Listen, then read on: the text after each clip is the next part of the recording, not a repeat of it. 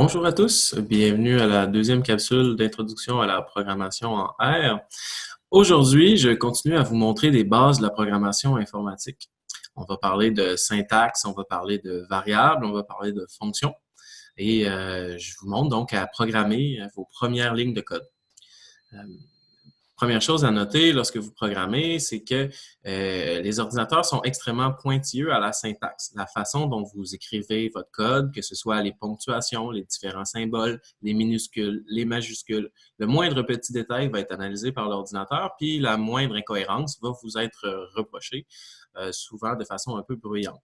Donc, première chose, il faut être extrêmement soucieux de qu'est-ce qu'on tape, de s'assurer de voir les petits caractères. On va les explorer ensemble pour que ce soit plus facile pour vous de les voir.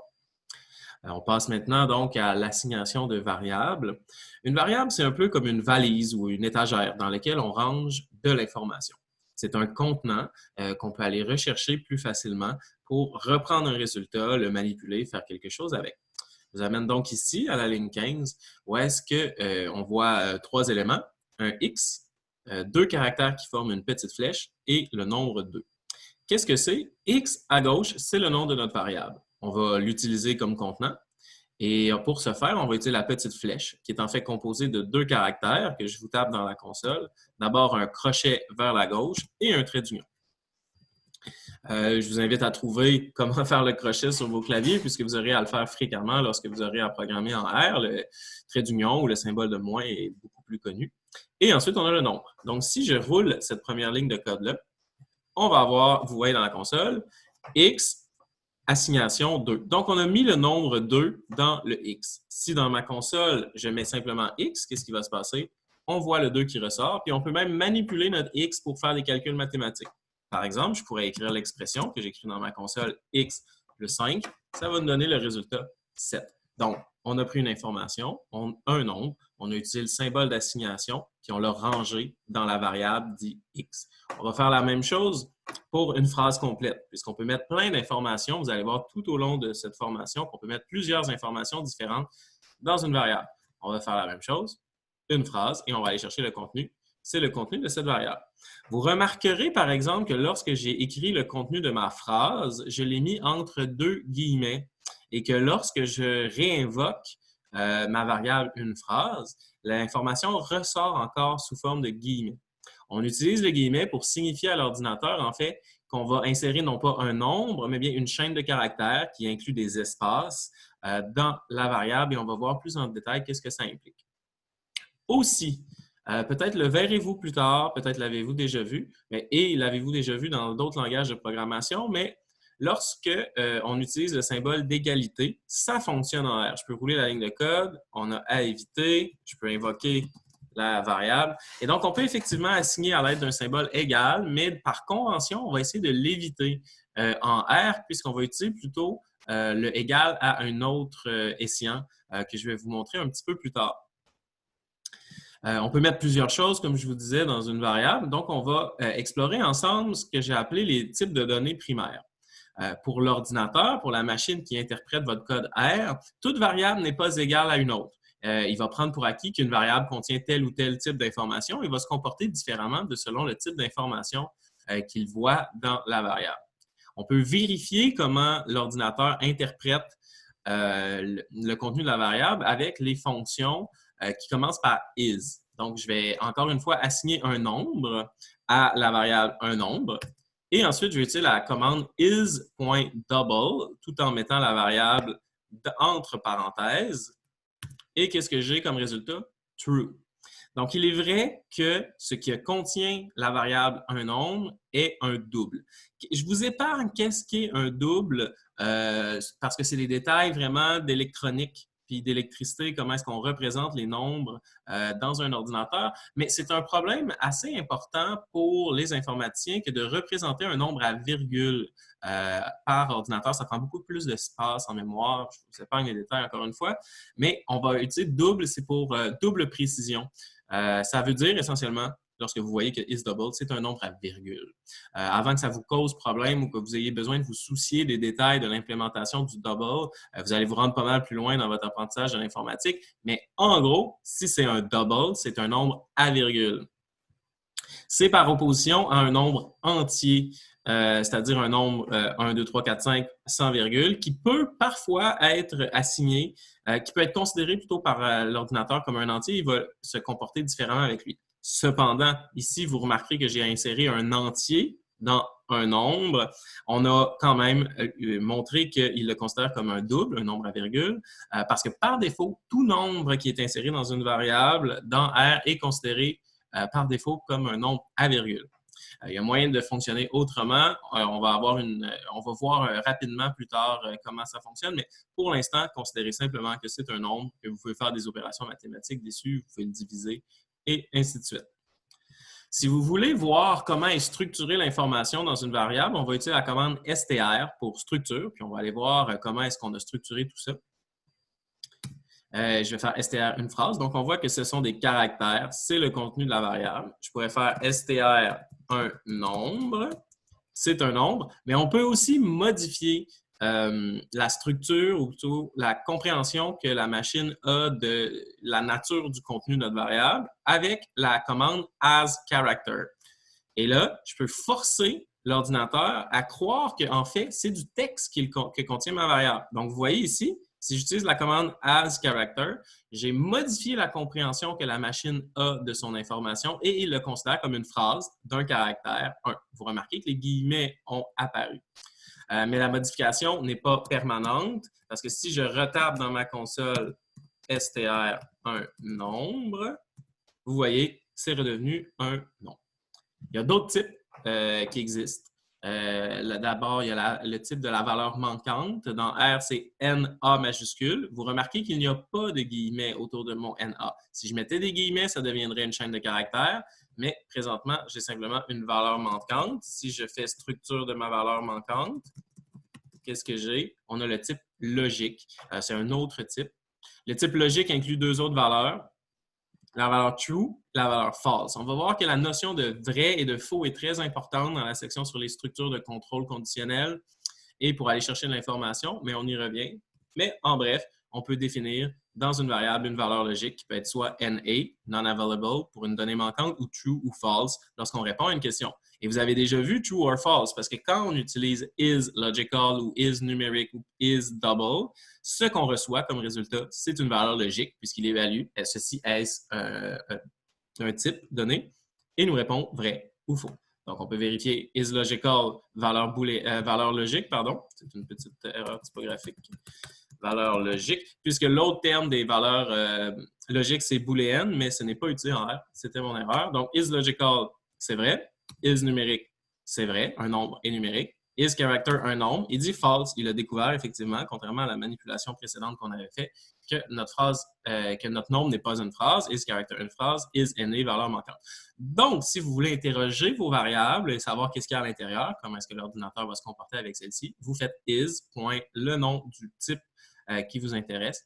Et vous pouvez transmuter vos types, comme on a vu. Et c'est exactement la même façon, sauf qu'au lieu de mettre is, on met as, le type qu'on veut. Donc, si je prends le nombre 3423, as character, il devient 3423, entre guillemets. C'est la façon dont on peut savoir qu'il s'agit effectivement d'une chaîne de caractères et non pas d'un nombre. Mais il y a certaines transmutations, certains transtypages qu'on ne peut pas faire. Par exemple, je ne peux pas transformer un A en valeur numérique. Fait que si j'essaie, je vais avoir une erreur. Et regardez ce qui s'est passé. Il fait un NA avec ma valeur, puisqu'il dit « Vous tentez de faire quelque chose, je n'ai pas ça. » Je mets donc un NA, valeur manquante. Je n'ai pas d'informations suffisantes à vous fournir pour transformer votre A en nombre, puisque ça ne fait aucun sens. Donc, je vous rappelle, toutes les commandes qui commencent par « is » peuvent être modifiées par « as » et vous avez les différents types nécessaires. Donc, c'est le premier gros morceau que j'aborde avec vous, la variable, son contenu, son type. Le deuxième gros morceau qu'on aborde aujourd'hui, c'est les fonctions. Les fonctions, on en a utilisé déjà ensemble. Essentiellement, chaque action que l'on pose dans R et pour laquelle on met des parenthèses, comme on a déjà fait avec nos is, logical, as, character, on est en train d'utiliser une fonction. En fait, on a même utilisé une fonction très tôt avec getWD. Vous vous souvenez qu'on définissait notre chemin d'accès. C'est une fonction. On a aussi utilisé une fonction implicitement. Quand je fais apparaître le contenu d'une phrase, il utilise la fonction print qui sert à faire afficher du contenu à l'écran. Et vous pouvez toujours faire point d'interrogation print ou point d'interrogation, peu importe la fonction, pour en voir le fonctionnement.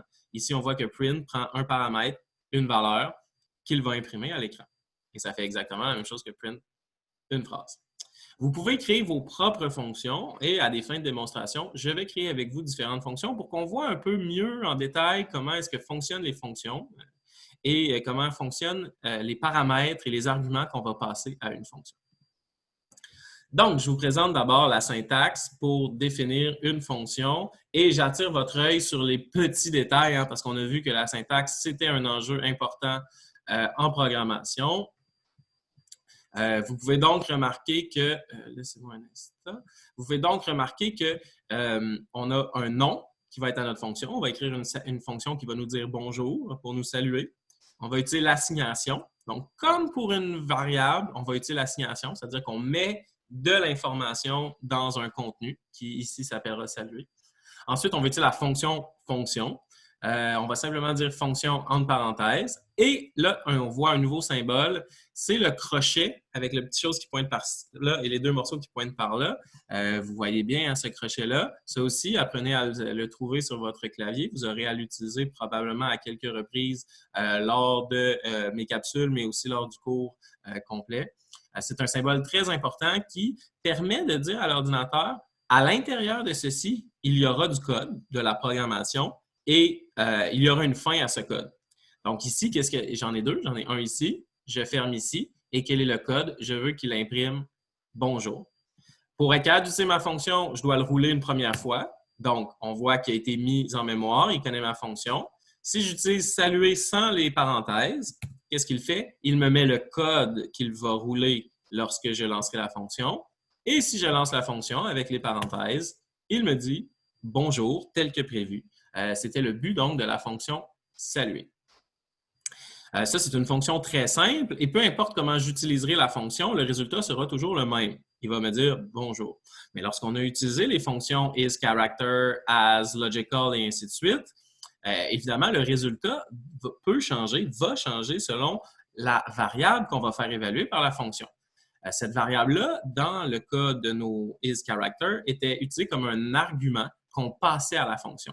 Donc, la fonction existe, c'est un moteur et on lui donne des morceaux et ces morceaux-là vont être transformés ou utilisés par la fonction pour donner le résultat que l'on veut. Donc, je vous présente une autre fonction qui va réaliser une étape. Je mets une petite note aussi. Idéalement, lorsque vous définissez une fonction, cette fonction est un élément de la recette de programmation. Puis, vous voulez utiliser un nom, souvent un verbe d'action pour expliquer clairement que va faire la fonction. Ça va être plus facile à l'usage. De la même façon que vous voulez clairement écrire vos noms de variables pour savoir ce à quoi ça fait référence, c'est la même chose pour les noms de fonctions. Donc ici, on a à peu près le même corps de fonction, c'est-à-dire on a le nom de notre fonction. Ensuite, on a notre assignateur. Ensuite, on a la fonction fonction qui nous permet de définir ceci sera une fonction. Sauf que vous remarquez ici que j'ai mis A, virgule B dans mon code. J'aurais pu même mettre une petite espace pour que ce soit plus lisible. Donc, A et B seront les deux arguments utilisés par notre fonction pour traiter l'information et ensuite nous donner un résultat. Puis ensuite, j'utilise une autre fonction centrale à la notion de fonction, c'est la notion de retour. Lors de ma première fonction, c'était une fonction qui faisait quelque chose, mais qui ne retournait rien. La notion de retour nous permet de prendre le résultat d'une fonction et de le mettre dans quelque chose. Donc, ici, si je crée ma fonction, on va la créer, additionner deux nombres. Ensuite, on va l'utiliser. Additionner deux nombres, je peux mettre 2 et 4. Ça me donne 6. Mais comme j'utilise un retour, regardez ce que je peux faire. Je vais mettre 6 comme nom de fonction. Je vais rouler ma fonction. Je n'aurai aucun résultat, mais regardez ce que j'ai maintenant. J'ai un 6. Donc, lorsque une fonction retourne une valeur, c'est qu'elle pousse cette valeur-là dans l'univers. Vous pouvez soit l'afficher, vous pouvez l'utiliser comme paramètre, vous pouvez la mettre dans une fonction pour usage ultérieur. Vous avez votre résultat et c'est à vous de gérer comment vous voulez utiliser votre résultat. Donc, c'est la notion de retour. Et on y reviendra. C'est central. Rappelez-vous, s'il est écrit return ou s'il y a une valeur à la fin de votre fonction, c'est ce qu'elle retourne et vous pouvez la manipuler, l'attraper, la réutiliser. Et c'est là la force de la fonction. Il y a une notion aussi de portée à la fonction. C'est un peu comme la mauvaise joke de Chalet. Ce qui se passe dans la fonction reste dans la fonction. On va définir notre fonction telle que prévue. Donc, regardez comment ça fonctionne. C'est la même chose que tout à l'heure, sauf que ici, ce que je vais faire, c'est que je vais mettre la valeur de A dans premier nombre, mettre la valeur de B dans deuxième nombre, et ensuite faire l'addition, comme je le faisais avec mon retour. Premier élément que vous allez remarquer, c'est que je n'ai pas mis le terme return et la parenthèse pour mon retour. Ce n'est pas grave puisque R va considérer qu'il y a un return quand même. Implicitement, il considère que la dernière manipulation et la dernière valeur créée par la fonction est retournée à l'externe. Donc, on pourrait faire pareil que l'autre, avoir une variable, mettre l'assignation, passer notre fonction et on aurait le résultat dans la variable.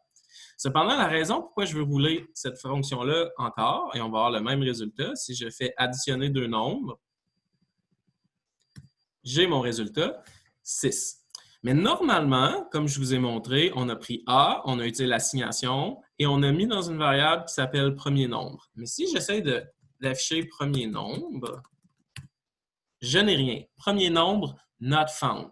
Et c'est là la notion de portée d'une fonction. Ce qui se passe dans une fonction reste dans la fonction. Et donc, premier nombre, une fois qu'il a été calculé à notre dernière ligne de la fonction, notre équivalent de retour, et qui nous donne notre nombre 6, l'information va être oubliée par R et vous ne pouvez plus la manipuler.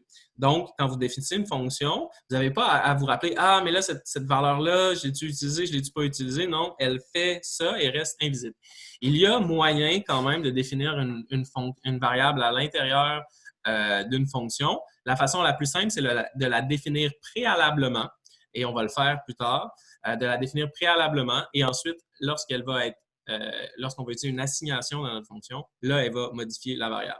Mais si c'est une variable dont elle n'a jamais entendu parler, la fonction repart avec ces variables.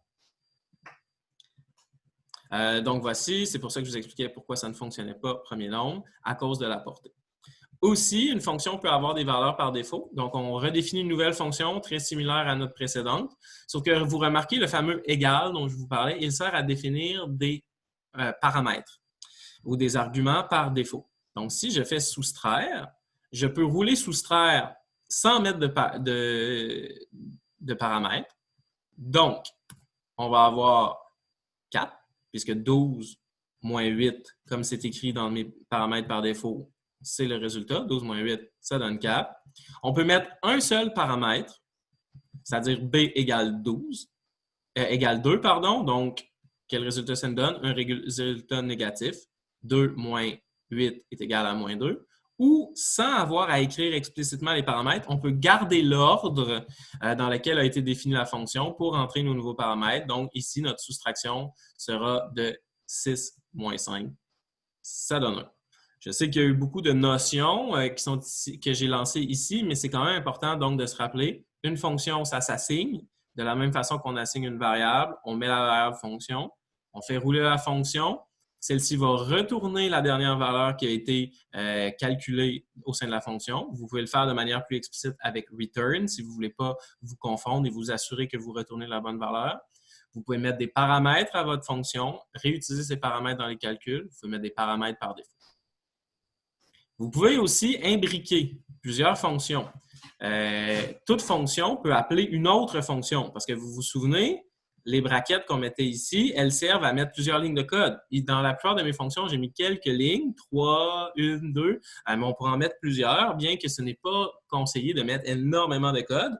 Mieux vaut résumer chaque morceau de code par une fonction qui fait une tâche et c'est plus facile de relire le code.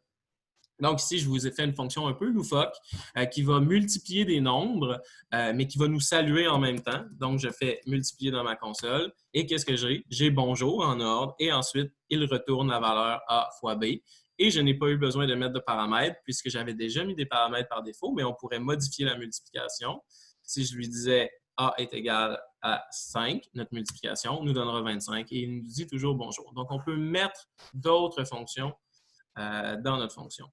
Ça vous semble peut-être beaucoup et je vous rassure en vous disant que dans la majorité des cas, lors de vos apprentissages futurs, vous n'aurez pas nécessairement à définir vos propres fonctions. Je vous invite quand même à vous pratiquer avec ça, essayer de maîtriser la chose pour bien comprendre le concept, entre autres le concept de retour, hein, comment est-ce qu'on fait pour retourner une valeur après l'usage d'une fonction.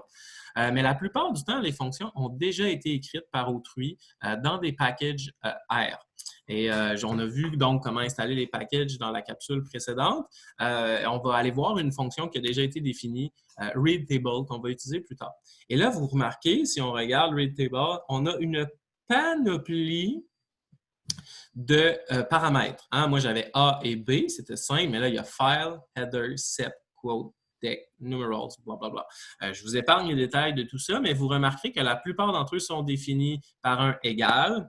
Et donc, il y a un paramètre par défaut qui a été défini pour cette fonction. Et donc, on a uniquement besoin, en fait, de mettre le nom de fichier.